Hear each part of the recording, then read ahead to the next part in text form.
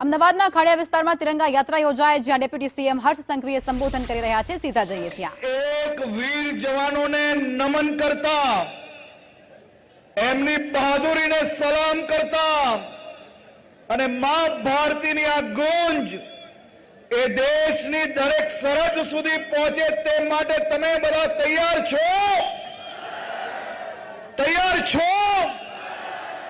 તો બધા જ એક સાથે બોલો ભારત માતા કી, ભારત માતા કી. કાશ્મીર થી કન્યાકુમારી સુધી દેશના હજારો ગામડાઓથી લઈને શહેરો તક, સરહદ પર ગામડાઓમાં 2-5 ઘરો હોય એવા ગામડાઓથી લઈને દેશના સૌથી મોટા મહાનગરો તક મોદી સાહેબના આહવાનથી બાળકોથી લઈને વૃદ્ધો તક દેશના વીર જવાનો માટે માં ભારતીના આદરમાં તિરંગાને શાનથી દરેક ઘરો સુધી લહેરાવવા માટે કરોડો કરોડો ઘરો સુધી હર ઘર તિરંગા પહોંચી ગયો છે અને દરેક ઘરો પર ચારે દિશામાં શાનથી આપણો તિરંગો લહેરાઈ રહ્યો છે. હું આજે મારા અમદાવાદ શહેરના સૌ શહેરીજનોને અભિનંદન આપવા આવ્યો છું. દુનિયા આજે અમદાવાદનો આ નજારિયો જ્યારે જોશે તો અંદાજો આવશે કે દેશભક્તોનો રેલી એ કેવી હોઈ શકે.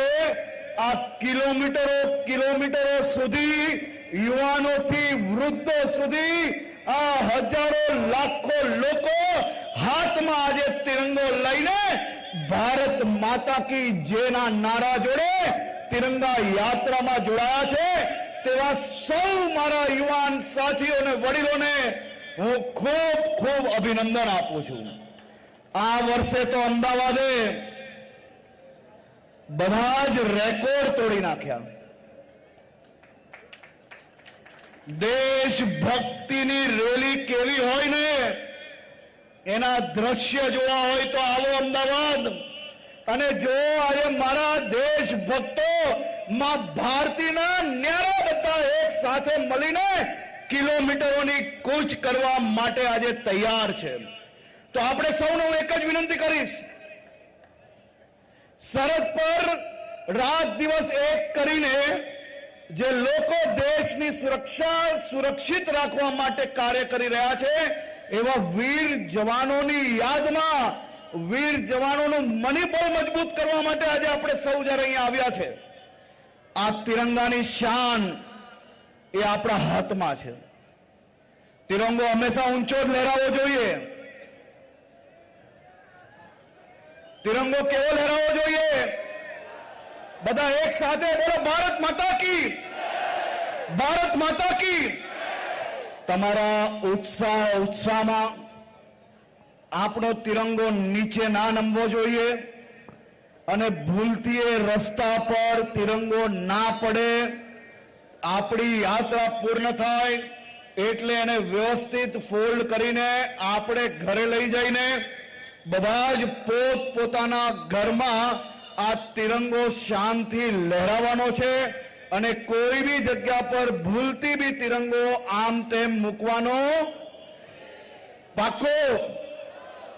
તો આ તિરંગાની શાન આજે કોના હાથમાં છે? તમારા બધાના.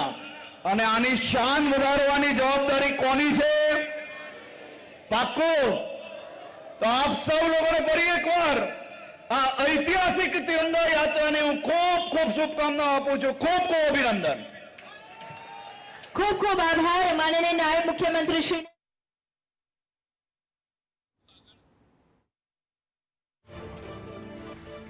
તો ખાડિયાની અંદર તિરંગા યાત્રાનું આયોજન કરવામાં આવ્યું હતું અને જેમાં ડેપ્યુટી સીએમ હર્ષ સંઘવી પોતે હાજર રહ્યા હતા અને યુવકોનો જોશ તેમના દ્વારા વધારવામાં આવ્યો હતો. સરહદ પર જે સુરક્ષા કરી રહેલા નવજવાનો છે, જે વીર જવાનો છે, તેમનો પણ ઉત્સાહ વધારવા માટે તેમના દ્વારા કહેવામાં આવ્યું હતું. અને ખાસ કરી તિરંગા યાત્રા બાદ આ તિરંગો એ આડી અવળી જગ્યા પર કે પછી જાહેર રસ્તા પર ન જાય તેની ખાસ તકેદારી એ સામાન્ય માણસને રાખવા માટે પણ હર્ષ સંઘવીએ આહવાન કર્યું.